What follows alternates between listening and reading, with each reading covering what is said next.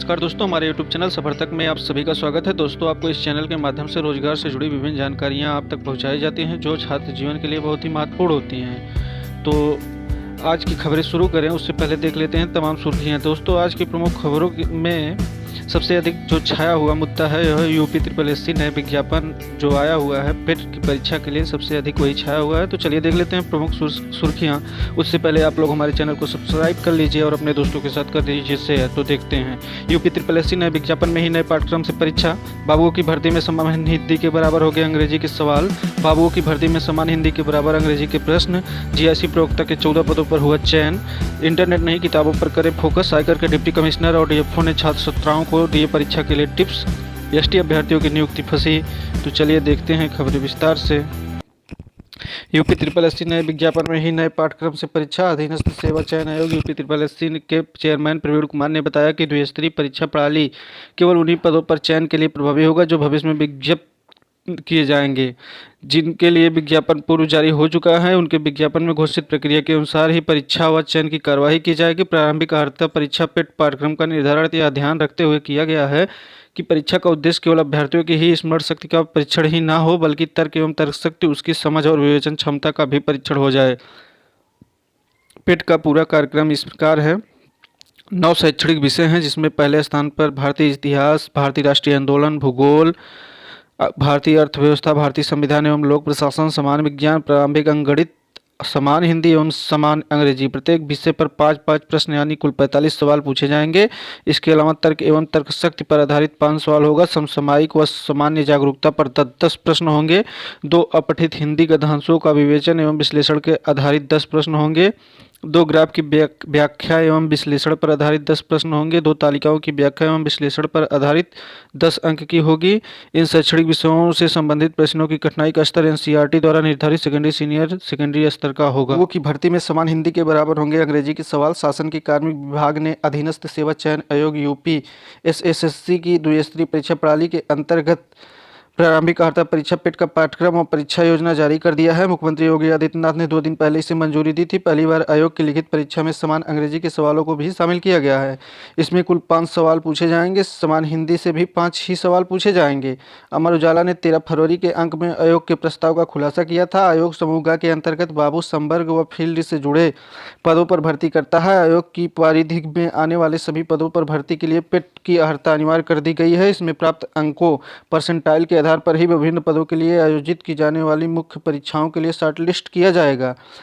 आयोग के अधिकारियों का कहना है कि शासकीय कार्यों में जैसे पत्राचार, कोर्ट के आदेशों आदि को पढ़ने समझने के लिए लिपिक संवर्ग व कर्मियों में अंग्रेजी का ज्ञान जरूरी हो गया है। इसी वजह से परीक्षा में अंग्रेजी के सवाल शामिल किए गए हैं। चलिए देखते हैं यही न्यूज अगले खबर में। बाबुओं की भर्ती में समान हिंदी के बराबर अंग्रेजी के प्रश्न। यूपी SSSC सीएम की मंजूरी के बाद पेट कार्यक्रम और परीक्षा योजना जारी। 2 घंटे में परीक्षा में 100 सवाल पूछे जाएंगे। गलत जवाब पर माइनस मार्किंग भी होगा। और शासन के कार्मिक विभाग के अधीनस्थ सेवा चयन आयोग यूपी SSSC की द्विस्तरीय परीक्षा प्रणाली के अंतर्गत प्रारंभिक अर्हता परीक्षा पेट को पाठ्यक्रम और परीक्षा योजना जारी कर दिया गया है। मुख्यमंत्री आदित्य योगीनाथ ने 2 दिन पहले इसे मंजूरी दी थी। पहली बार आयोग की लिखित परीक्षा में समान अंग्रेजी के सवालों को भी शामिल किया गया है। समान हिंदी के बराबर 5 सवाल समान अंग्रेजी के पूछे जाएंगे। अमर उजाला ने 13 फरवरी के अंक में आयोग के प्रस्ताव को खुलासा किया था। आयोग समूह के अंतर्गत बाबू, संवर्ग व फील्ड से जुड़े पदों पर भर्ती करता है। आयोग ने द्विस्तरीय परीक्षा की प्रणाली लागू की है।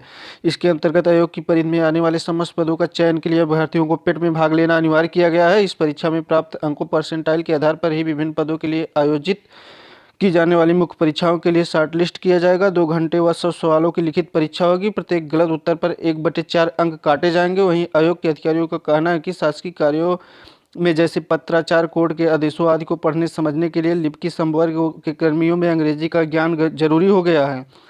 इसी वजह से परीक्षा में अंग्रेजी के सवाल शामिल किए गए हैं। आयोग के चेयरमैन प्रवीण कुमार ने बताया कि द्विस्तरीय परीक्षा प्रणाली केवल उन्हीं पदों पर चयन के लिए प्रभावी होगा जो भविष्य में विज्ञापित किए जाएंगे। पेट की जो योजना तैयार की गई है उसके आधार पर देख लेते हैं। आयोजन वार्षिक आधार पर होगा। परीक्षा अवधि 2 घंटे की होगी। बहुविकल्पी प्रश्न होंगे। कुल 100 प्रश्न होंगे 1-1 अंक के। प्रत्येक गलत उत्तर देने पर आपको 1/4 अंक की कटौती की जाएगी। जबकि ये सिलेबस परीक्षा का पाठ्यक्रम अभी हमने आपको पहले ही बता दिया है। तो चलते हैं अगले न्यूज की तरफ।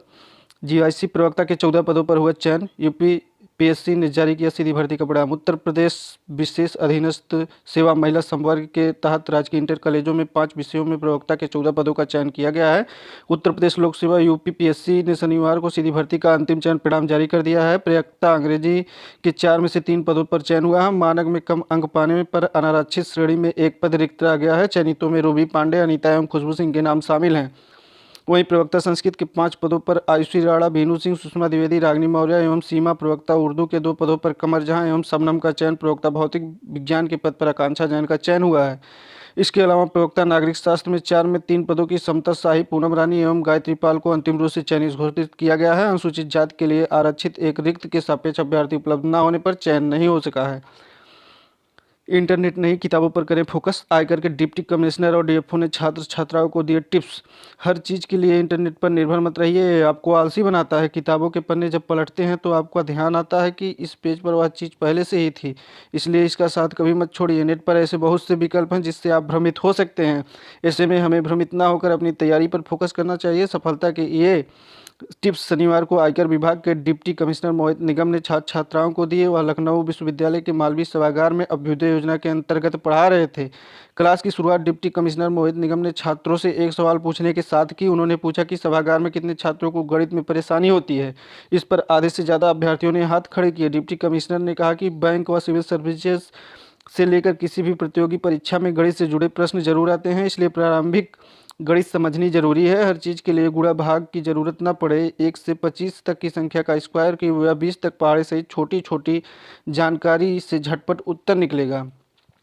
उन्होंने कहा एनसीईआरटी की किताबों से होगी बेहतर तैयारी। क्लास लेने पहुंचे डीएफओ डॉक्टर रवि सिंह ने छात्र छात्राओं को प्रतियोगी परीक्षाओं की तैयारी के तरीके बताए। उन्होंने कहा कि किसी विषय का अध्ययन करें तो उसका मनन जरूर करें। विषय याद तो होता रहेगा और जब आप कॉन्सेप्ट को एक बार समझ लेंगे तो उससे जुड़े प्रश्नों को समझने में भी आसानी होगी। प्रारंभिक परीक्षा प्रश्नों की विविधता अधिक विस्तृत होती है। सिविल सेवा परीक्षा में आपसे कुछ भी पूछा जा सकता है। बदले का अभ्युदय कोचिंग के संचालन का समय। नीट, सिविल सेवा सहित अन्य प्रतियोगी परीक्षाओं के लिए शुरू की गई मुख्यमंत्री अभ्युदय योजना के तहत निःशुल्क कोचिंग कक्षाओं के समय को जल्द ही बदलाव होगा। लखनऊ के छात्र छात्राओं को होने वाली समस्याओं को देखते हुए इस पर विचार किया जा रहा है। लखनऊ विश्वविद्यालय के ओएनजीसी सेंटर में इसकी 6 कक्षाएं चलती हैं, जिसका समय सुबह 8 से 9:30 बजे और शाम को 4 से 5:30 बजे तक है। शिक्षकों के मुताबिक कोचिंग में पढ़ने के लिए सीतापुर, बाराबंकी सहित आसपास के तमाम छात्र आते हैं। खासकर छात्राओं को शाम को घर जाने में विलम्ब होता है, इस वजह से छात्र शाम को नहीं जा रही हैं या जल्दी चली जाती हैं। मंडलायुक्त रंजन कुमार का कहना है कि समय में बदलाव पर विचार किया जा रहा है। नया समय जल्द ही तय किया जाएगा।